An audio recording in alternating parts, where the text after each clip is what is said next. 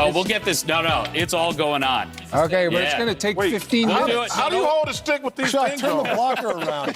Jeez. Turn that blocker around. We're going to figure all this out. Oh, my God. Looks like oven mitts. There it is. Well, how do you hold it, though? I don't know. I was never Like a he holds goalie. his driver. Okay, this way. Okay, I got you now. No, this Guys, way. what do you think of the form? Wait, so Clearly, far? Chuck never made our production meeting. No. Chuck, it's like holding a Let go. driver, buddy. Okay, now grab it. Hey, Now grab it. Hey, Rick. Yeah, No, hold No, it no, the the other way. way. Turn your hand over. Turn your hand. Turn your hand over. Like this. Yeah, there you go. There. Rick, Oh, Rick, now what's you're the 5-hole? What's the 5-hole? He'll show you. No. I hope he doesn't go. Welcome to Interesting to See, your daily sports podcast about news, narratives, takes, and gambling. I'm Nick. The NHL on TNT had people buzzing last night. We'll get into that in a minute. That's Charles Barkley. They put him in goalie stuff and try to see if he can stop Wayne Gretzky on the studio in TNT last night. We'll talk about the NHL's coverage last night because it was all anyone was talking about on Twitter. But we're going to start, wait till I put my reading specs on here. We're going to start with NFL stuff. Because right as I finished up recording yesterday morning, Adam Schefter started trending, and usually when that happens, it's just because there's been a trade. I was like, oh, that's exciting. Somebody probably got traded. No, not at all. And then, as it always does, this is always what happens when there's a sports quote-unquote journalism thing happening on the internet. Journalists chime in with all of their journalism-y takes, and it just kind of reminds me that sports journalism does not exist. I will explain in a moment. So as we were going through, as the public goes through these emails that are being leaked to the New York Times, Washington Post, and Wall Street Journal, the same emails that got John Gruden fired and will be just a treasure trove of crap depending on who wants to leak them. Obviously, it can completely upend lives. Adam Schefter was the most recent target. Adam Schefter was caught in emails sending an attached story to Bruce Allen, the former general manager of the Washington, then not football team, but now the Washington football team, asking if he should change or tweak anything. Please let me know if you see anything that should be added, changed, or tweaked. Thanks, Mr. Editor, for that and the trust. The plan is to file at ESPN around 6 a.m. That is a direct quote from the email. Oh, no. And then Adam yesterday, dude, he just kept tweeting through it. He was just trying to tweet news and hypes and stuff. And we figured out, I will tell you guys this, and it's been obvious to me for the last 4 or 5 years since I've sort of been getting into sports media. He's not a journalist, and he's also not a content creator. He is a Twitter account. The reason occasionally you'll see different stories broken different ways is because what happens in his tweets is a player or an agent or an owner or somebody will text him something that says reportable. He will then copy and paste that into the tweet. That's it. He is a mouthpiece. He's not a journalist. He's a rat. He's not a journalist. He's not any of that. So people are shocked by this. He then eventually said, please, I learned for a long time in this business not to discuss sources or the process or how stories are done, but I would just say that basically it's common practice to run information past sources. In this particular case, during a labor-intensive lockout, that was a complicated subject that was new to understand. I took the extra rare step again to run information past one of the people I was talking to. You know, it was an important story to fans, a host of others in the situation. No, it really wasn't. This is sports journalism. It doesn't matter. It doesn't. That's not, it's just, it doesn't matter, Adam. So people were roasting him all day. And then it just evolves into a thing like, I have never run anything past the source. No one cares. It's sports. This right here has become a story. That's part of the deal. It's a TV show. It's the WWE. Occasionally the announcers get involved. Stop. Who cares? You'll notice when these emails were leaked, this is what I always say, sports journalism is not a thing. In my opinion, as a former journalism student myself, I consider journalism, and no one cares, but I'll just get this over with quickly. It is either something that A, helps you pursue health and wellness, medical journalism, weight loss journalism, exercise journalism, things that improve your body. That includes parenting, mental health, health, living. Number 2 is how to spend and save your money. Business journalism is absolutely a thing. Number 3 is political journalism. If the facts help you decide who to vote for, that counts. And number 4 is industry journalism, and that is what helps you do your job on a daily basis. This is entertainment. This is none of those things. And you'll know because the story that actually changed how people do their jobs and how they vote and how they spend their money in certain circles, those emails were leaked to the Wall Street Journal, the Washington Post, and the New York Times. They were not leaked to Sports Illustrated, ESPN, NBC, none of those. Because those are not sports journalists. They are journalists who are covering sports and other things. So that was what was going on with Adam Schefter yesterday. My goodness, what a mess. Brett Favre owes the state of Mississippi $800,000 because he was booked for some sort of speaking gig, and then he just decided not to show up. And they may or may not collect. We'll see. Good for you, Brett Favre. I guess state of Mississippi has a ton of money. Might as well just keep it, right? Got ourselves an incredible spin zone from a hockey coach yesterday. The Columbus Blue Jackets' new head coach, Brad Larson, he's replacing John Tortorella, who's like, he is the hockey coach version of a football coach. That guy is just a quote in a clip waiting to happen. He's awesome. Brad Larson brought his dog to the press conference today because the plan is, will be in the room so the journalists don't get mad at him. That's what the guy said, and she is a very good girl. There she is. She's sitting. She's saying hello to the press. Excellent spin zone from the Columbus Blue Jackets head coach there. I really like that. I'm going to diverge into something that's not sports just really right quick. I saw this because I was born and raised in Wyoming. I saw this on Twitter, and I can't get over it. So the title of these are screenshots of tweets. The guy who retweeted the screenshot said, "Area man who moved to Idaho discovers he now lives in Idaho." This is hilarious. This was my actual experience growing up as a child. And this is in 2021. It was so much worse back then, like in 2000. Tweet number 1. This is a quote tweet. "Supply chain issues, rising prices, shortages, chance to rethink instant gratification, etc., etc." Ben Dreyfus tweets, "I moved to Idaho recently, and let me tell you something about living in a small town in fucking Idaho. Amazon doesn't even pretend to offer you 2-day Prime delivery. You want something on Amazon? Congrats. It'll be here in a week," which it used to be 4, buddy. I mean, tweet number 2. "It's the first time in my adult life that I feel like there are things that I want, can afford, am legally permitted to have, but cannot attain them in a reasonable amount of time simply because of societal failure." That's so funny, dude. You moved there. "At least in New York City, when Amazon would fuck up, you could go buy whatever you're looking for elsewhere. In this town, ain't nothing else. It's Amazon or the wolves get you at night. There's a Costco 80 miles away in a town where no one is vaccinated and they cough all over you." Again, not that bad. My town is 180 miles away. Okay, I diverge. Let's go back into sports. So let's talk about the NHL's coverage on TNT. That's all anybody was talking about last night. It worked out really great for the NHL. You'd like to think they planned it, but they just got lucky.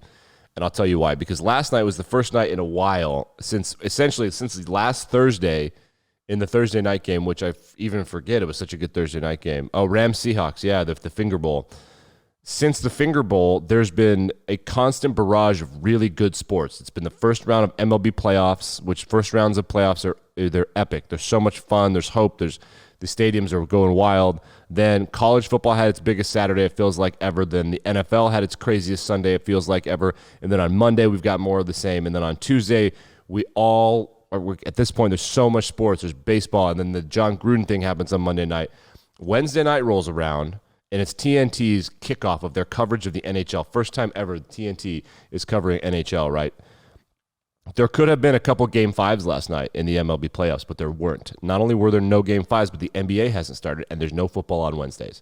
The NHL had the sports world, who had just had the best crack they've had since before the pandemic, had a night off, and the entire world was watching the NHL on TNT, which was immaculate coverage. I mean, I didn't watch it because I don't have TNT, and I was doing other things, just scrolling through Twitter. I mean, football beat writers, basketball beat writers, everybody was watching it. And the clip we played was Charles Barkley trying to smooth the coverage over from inside the NBA and the NBA on TNT to the studio hosts at the NHL on TNT. And I could tell you 2 things about this that are fascinating and points that everyone was making. Number 1 was that the first criticism was that coverage from CBC in Canada and NBC was just roasted. They were like, what were you people doing this whole time? Which is a great question. Number 2, Wayne Gretzky made his debut, and all of the NHL players made welcome back to hockey videos and all this stuff because he's been kind of tutting around doing whatever he wants, and just to see them how nervous. So people were talking about Gretzky. They really, really liked it. So here's the studio crew for the NHL on TNT. It's Liam McHugh, who was the studio host for NBC Sports. He did mostly hockey, but he could do other things. I know they did racing and whatnot. Wayne Gretzky, Anson Carter, Rick Tocchet, and Paul Bissonnette. Pretty good. Pretty good crew. Charles Barkley, who's an NHL fan, loves the NHL playoffs. He was there to help them out. Inside the NBA on TNT is widely considered the best studio sports show in the world, and you can see that these guys at TNT know how to produce stuff. It was, I mean, I've only seen clips at this point, but it was so much better, and the way that people were talking about it, they were entertained, they were learning about the game. Everybody's respect for Wayne was great, and then we had a great game, sort of. The game that they decided to cover was the Washington Capitals, and the Capitals are important, and we'll get to that in a second because it kind of talks about Wayne Gretzky. The Capitals roast the Rangers 5-1. But what happened in the game that's more important is that Alexander Ovechkin, probably the greatest goal scorer of all time, scored 2 goals and had 2 assists. So he had a great game, a star, had a big game. People could understand what's going on. It worked out incredibly well for the NHL, and it proves the most important point that people in the NHL front office in Canada and at NBC Sports haven't understood for the past 10 years is that it's not a sport and it's not a league. It is a television show. And you don't have to impact what's going on the ice to make the television show better. So they put one of their brightest stars front and center, and he murdered it. An important moment for this is that Wayne Gretzky has publicly stated that as Alexander Ovechkin gets closer to the goal record, he's going to start following him around. Gordie Howe famously did that. When Wayne Gretzky got close to his goal record, he went on the road with Wayne Gretzky for like a couple weeks to watch him do it. And that's an important thing to do. So last night, Wayne Gretzky interviews Alexander Ovechkin. We found out that Ovechkin has officially passed Gretzky in goals per game, and that he's scored more than twice as many goals after the age of 30 that Wayne did.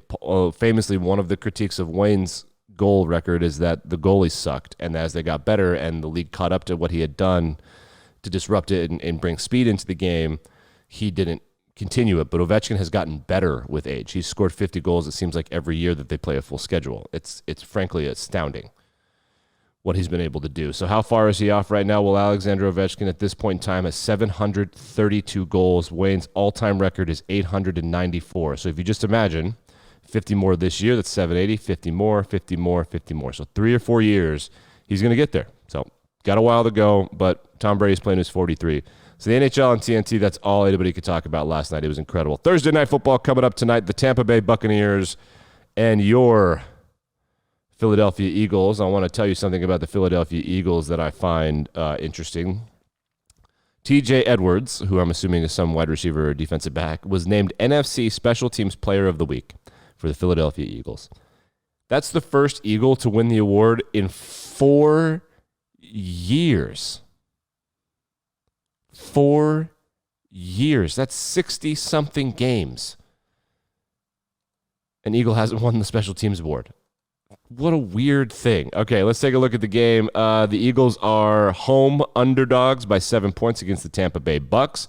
The over-under is 52.5. That seems pretty high to me. In terms of prop bets, Jalen Hurts has been the talk of the town. They are lopping on names with Jalen Hurts. The sports media, the fantasy football people, bettors. Similar to what Matthew Stafford was called famously by losers on the internet, Stat Patford. You know, it's not garbage time if you win the game. For example, last week, Jalen Hurts was down, and then they were like, he's padding his stats, and then they won. That's not stat padding, that's playing football. Jalen Hurts over-under on I'm trying to look for his rushing yards real quick. I don't know why they always do receiving yards. Antonio Brown is the hammer here. Don't put Darius Slay on Mike Evans. It'll be an easier matchup for him for sure. O.J. Howard, Leonard Fournette, scrolling. Total completions, Jalen Hurts 23. That's high. Touchdown passes, Tom Brady 2.5. That's high. Yeah, I can't find the rushing yards. They must have taken it off. That would be weird. Oh, wait, here we go. Rushing props. Hurts, Gainwell, Fournette, Miles said, yeah, they don't have him. Cowards. You cowards. I put the over-under at about 40. He'll scramble his way to quite a few. 7 seems like a really good line to bet the Eagles, in my opinion. I would bet the Eagles. I'd prefer if it were 7.5 or 6.5. Garbage time stats. The Bucks do give up yards through the air, and the Eagles are as weird as it seems, because they don't seem dynamic, they don't have an elite quarterback, they have the fastest receiving core that I can remember. They are so fast. It's crazy how fast they are. They just have speed everywhere. They do refuse to run the football, which is not a problem because the Bucs, it's impossible to run on them against Vita Vea and Ndamukong Suh. So I'll be watching that game for the second half. I'm recording a podcast episode for my sister podcast, Game Theory, about competition strategy and decision-making. An episode about Wheel of Fortune, which will drop sometime later in the month of October. If not October, then early November. We're going to get you out of here on this positive news. In my opinion, something really cool. Not quite a sport, but I'm going to do it anyway. The United Kingdom has prisoners that are allowed to play in an online chess tournament for the first time ever, which is really cool because of the internet. You can do that kind of thing. And just the mental fortitude and the self-worth to playing people outside the walls. I hope they all get their ass kicked. I hope they all kick someone's ass, and I hope they all draw someone. What a great moment for them to feel like they're part of something, to use the internet in a good way to play an ancient game and have some self-worth. I really love that story. Like, rate, review, subscribe. Force all of your friends and family to listen to it. I'd really appreciate it. 5-star reviews. I put polls and questions. If you listen on Spotify, you can participate in the show that way as well. I'll be back and better than ever. Tomorrow morning, we'll review Thursday night football. And, of course, it's Football Friday. We'll get into the weekend. It's going to be a good weekend.